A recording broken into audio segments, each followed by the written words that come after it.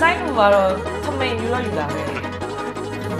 ဒီနေ့ challenge ကတော့ wave မှာပေါ့နော်ဆိုင်းလူ service ပေးရမှာအဲ့ဒီတော့ထမိန်လေးရယ်ပြီးတော့ဒီအင်ဂျီရယ်ပေါ့နော်ဆိုင်းလူနဲ့လုံးဝမတူတဲ့ပုံစံပေါ့နော်ပြီးရင်နည်းနည်းပုံစံထူးခြားအောင်လည်းတနက်ခါပါလိမ့်ထားသေးရယ်အဲဘယ်လိုလဲ